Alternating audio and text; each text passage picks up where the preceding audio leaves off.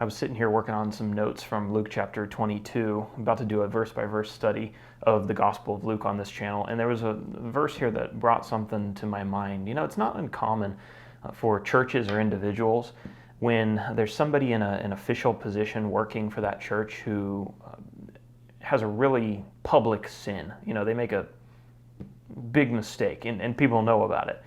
That the church it's almost assumed that that person's going to lose their job, right? They're working for the church, and the church is just going to be like, well, we can't have somebody who's sinned as publicly as you have represent us and be the face of this congregation. And maybe even the person doesn't, maybe it's just a member of the congregation. They're not going to get demoted from an official position, but sometimes when somebody sins very publicly, they're almost demoted in the minds of other people, that they're almost like a second-class Christian now, and not really fit for some important roles. And the verse that brought this to mind was Luke chapter 22, verses 31 through 34. Jesus and those apostles are in the upper room eating the Passover. Jesus is about to be arrested, and Jesus is foretelling Peter's denial. So he tells Peter, he's like, look, Satan desires to have you, and that's not going to happen. You're not going to be proved to be a faithless person, but you're going to mess up, and you're going to deny me. And then he makes this statement to him. He says, and when you have turned again, or when you've repented of the sin that you're about to commit, strengthen your brothers. So at this point, Peter is about to commit really one of the most well-known sins in human history when he denies the Lord right before his death. But you notice what Jesus doesn't say to him.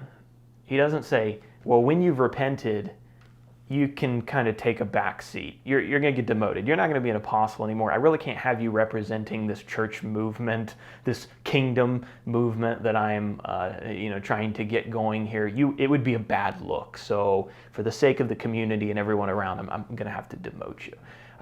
I wanted to slot you in there in the day of Pentecost to preach that sermon, but Andrew, you're up for that. And in Acts chapter 10, I was going to send you to Cornelius' house to the Gentiles, but we're going to have Levi do that or something, because this plan's over. That's not what Jesus says to him. He says, look, when you've repented, strengthen your brothers, that you're then going to be in a position to strengthen other people. And often people that have failed in some category are very uniquely equipped to help people to help other people not fail, right? So he didn't get the demotion that a lot of churches would automatically hand down to him. Jesus was still going to use him in powerful ways, and in a lot of ways, he would be a very important face for the early church.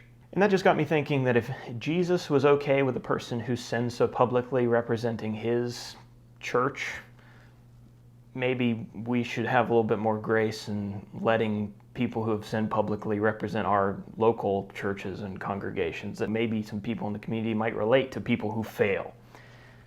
But obviously there are times when a person's sin reveal more than just a momentary mess up, reveal a heart that is faithless, maybe going back for years and years and years. And obviously demotion needs to be on the table in conversations like that.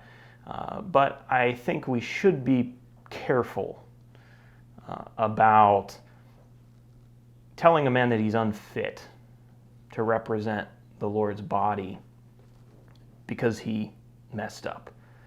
It might have been public, but we all mess up. Some of us just not so publicly.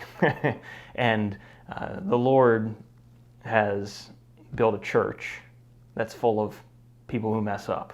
And he seemed to think that people were pretty qualified even after they made some big mistakes. So maybe we should take that into account.